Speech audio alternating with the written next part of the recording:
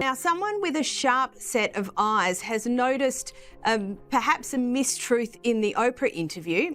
Here it is. She has a blanket that sits across her knees for warmth, and it was chilly. And she was like, Meghan, come on, and put it over my knees as well. What if I told you that the most powerful woman in media is now haunted by the one interview that made her a legend? Picture this. Oprah Winfrey, the queen of exclusives, the woman who built an empire on raw emotion and intuition, quietly admitting she made the biggest mistake of her entire career. But here's the twist. She didn't confess it on TV, not in an interview, not even in some mysterious post online. It slipped out behind the cameras, a single chilling line about Meghan Markle, the Duchess of Sussex. Was the move about getting away from the UK press, because the press is, is everywhere, or was the move because you weren't getting enough support from the firm? It was both. I should have never trusted her. Boom. That one whisper shattered the calm, and now it's ignited a Hollywood storm no one was ready for. Tonight, we're digging into the secrets Oprah's been hiding for almost 3 years, and how those secrets are shaking up Meghan Markle's world all over again. For nearly 3 years, Oprah said nothing. Not a peep about Meghan. No red carpet mentions. No interview questions answered. Not even a passing comment at private events where industry insiders spill everything. This is the same woman Oprah once welcomed into her Montecito garden, offered the world stage to, and let her speak with zero limits. No edits, no filters, total freedom. No tough questions, no fact checks, just Meghan speaking her truth. Raw, emotional, and unfiltered. She cried, accused, and rewrote her entire story in front of millions. And Oprah let her do it. The world called it a cultural reset, a groundbreaking moment. But behind that calm smile, cracks were already forming in Oprah's confidence. Even back then, insiders whispered that Oprah's gut told her something wasn't right. So this was Meghan's very first outing with the Queen. It happened right after her wedding to Prince Harry, and it was obviously extremely important and a significant occasion because it was her first outing with the monarch. And now, as of July 25th, the truth is finally out. We know exactly why Oprah pulled back, and why those hidden cracks have now exploded wide open. According to people close to the production, Oprah's doubts started the moment filming ended. She had invited Meghan and Harry to tell their truth, but what she saw once the camera stopped rolling shook her to the core. A former Harpo assistant has spilled that Oprah confided in her inner circle just days after the broadcast, saying, "This wasn't journalism, this was PR. I handed them the mic and they ran with it." Soon after, fact-checkers started tearing apart the inconsistencies. Royal staff quietly leaked proof that challenged Meghan's claims, and public opinion began to sway. I do this for my family. This is not a surprise to anybody. It's really sad that it's got to this point, but I've got to do something for my own mental health, for my wife's, and for Archie's as well, because I could see where this... Yet Oprah stayed silent. That silence wasn't indifference. It was cold, calculated strategy. She never shows regret without a reason, and now it's clear. That reason was brewing from the moment the cameras stopped rolling. You might think that's where it ends. Oprah regretting one risky interview and moving on. Wrong. What comes next proves this wasn't just another Meghan controversy. This time, it hit Oprah personally, and what she uncovered behind the scenes will completely change how you see that infamous interview forever. What millions of viewers missed that night was the subtle shift in Oprah's energy. The tiny pause in her voice, the hesitation in her eyes.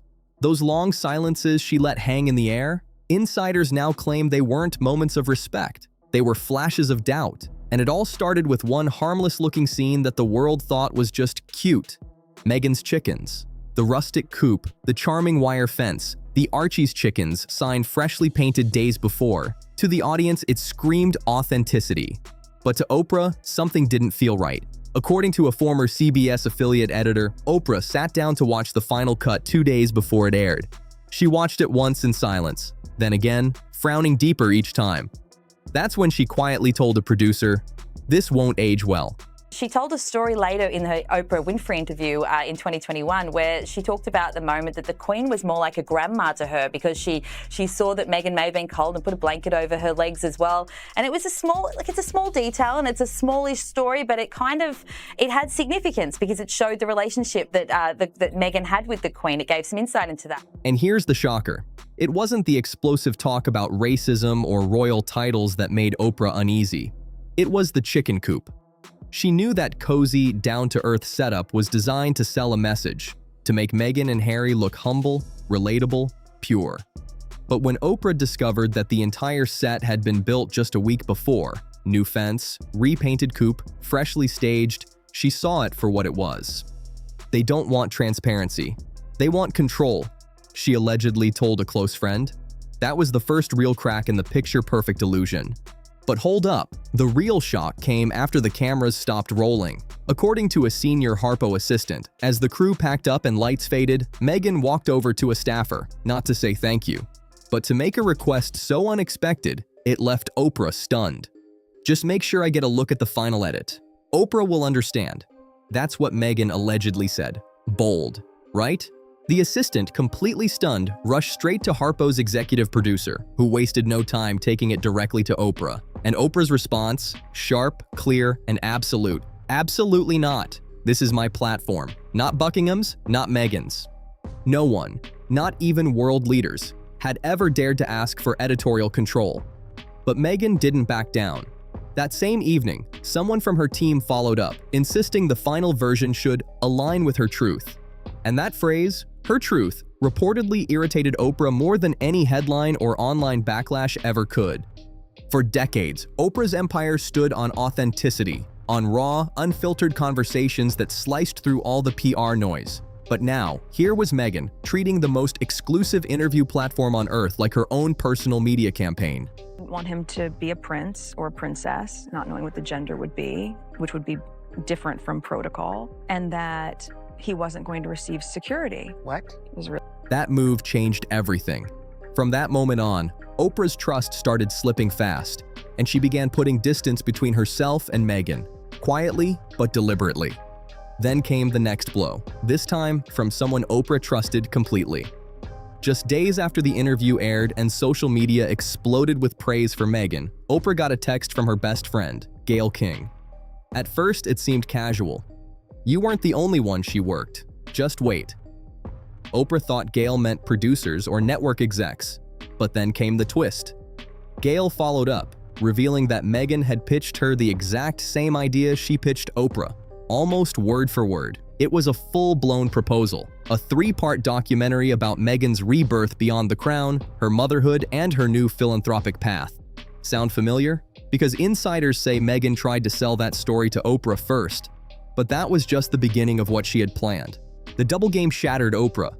I thought I was helping her tell her story, she reportedly told her inner circle, but she was helping herself build a brand. From that moment, Oprah's regret cut deep, not just as a media icon, but as a woman who felt personally betrayed by someone she believed she understood. Sounds rough, right? Keep going, because what Oprah uncovered next left her speechless, not just as a journalist, but as a friend. The final blow came from inside Meghan's own camp, a quiet voice with nothing to gain. A stylist who worked with Meghan during the last fitting before the Oprah interview came forward with unsettling details. No agenda, no book deal, no interviews, not even a social media confession. She wanted total anonymity. But what she revealed to Vanity Fair sent shockwaves through Oprah's world. According to this stylist, Meghan was sweet and polished on camera, but once the lights dimmed and the glam team stepped away, her energy flipped completely. The stylist claimed Meghan said it plain and cold. Oprah gives credibility, I give the story, that's the trade. Brutal, right? But then came the detail that reportedly broke Oprah the most. Meghan had laughed about it all, allegedly saying, "All I had to do was pause and look sad." Oprah would fill the silence. For Oprah, the woman who spent decades building her legacy on real emotion and genuine vulnerability, that comment hit like a punch to the gut. It wasn't just manipulation, it was mockery of everything she stood for. And just when Oprah thought she'd heard it all, things got even darker. Because someone very close to Prince Harry had apparently tried to warn her before the cameras ever started rolling. 3 weeks before the cameras rolled, Oprah got a private message. Not from the press, not from a bitter ex-employee, but from someone deep inside Harry's inner circle. A woman who'd never courted attention, known for keeping her lips sealed, reached out with a simple yet chilling note. Please tread carefully. Meghan's truth is not the truth. You deserve to know that before you film. At the time, Oprah brushed it off. She'd done her research, prepped her questions, and wasn't about to cancel what was already shaping up to be the interview of the decade over one mysterious warning. But everything changed after she heard the stylist's confession and read Gayle King's text. That's when Oprah quietly told her closest team, "I should have asked more questions. I didn't want to take her down, but that's exactly what I enabled. That realization, that she'd ignored real red flags because she trusted Meghan, marked a major shift for Oprah. Her professional regret turned into something deeper: disillusionment. For a woman who built her brand on intuition, that cut deep. What has been noticed now from that clip is you can actually see from sort of a more of a bird's eye view the Queen with the blanket on her legs in the car on that day. And it's a little difficult to make out very clearly, but it does look like the Queen only put the blanket on her own lap. And again, it seems like a small detail, but it does speak to the relationship between... But wait, this story takes an even wilder turn.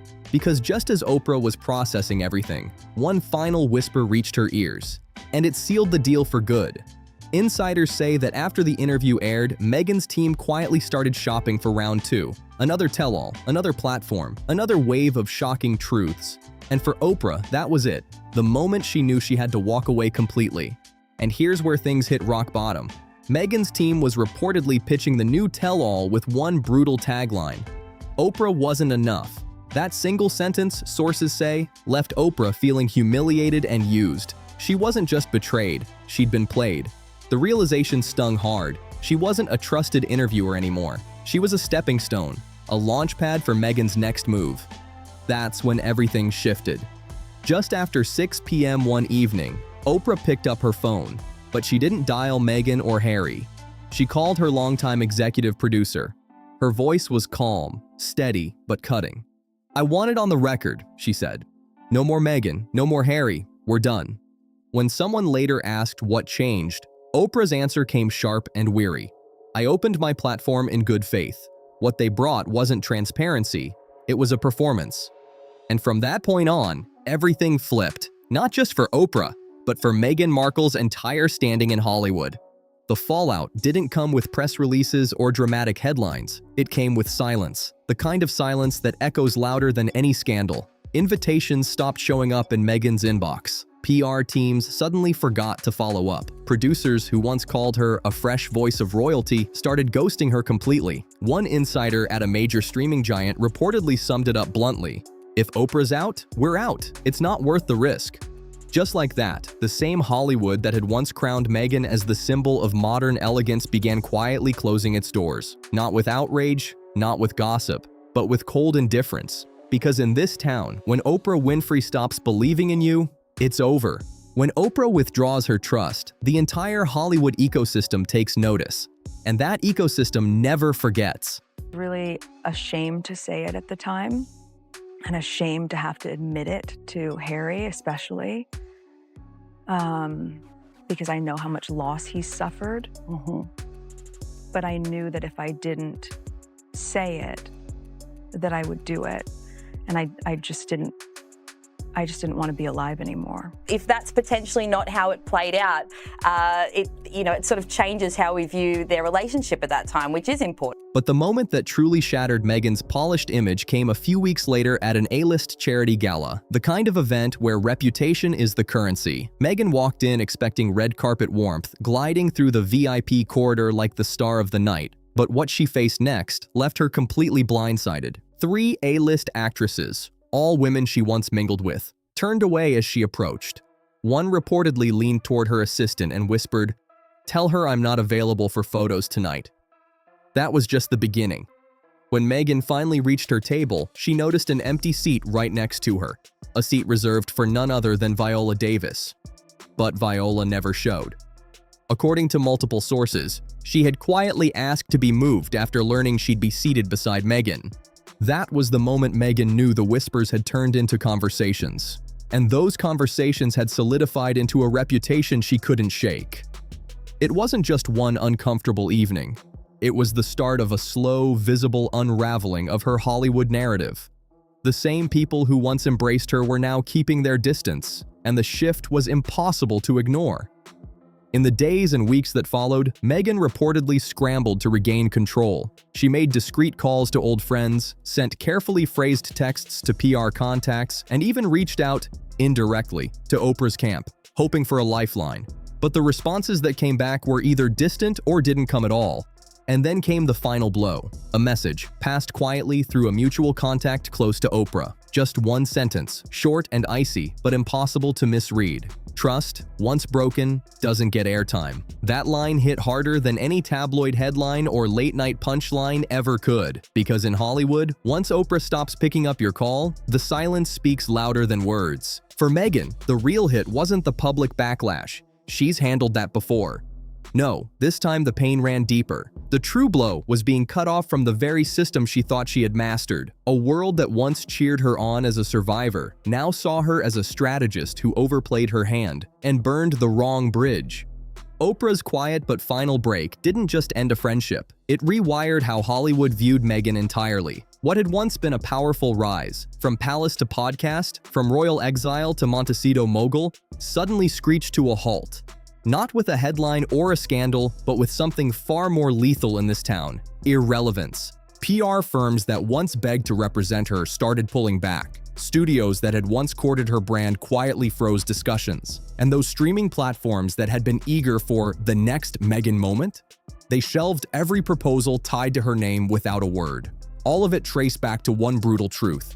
When Oprah Winfrey, the queenmaker herself, withdraws her trust, the entire industry takes a step back too.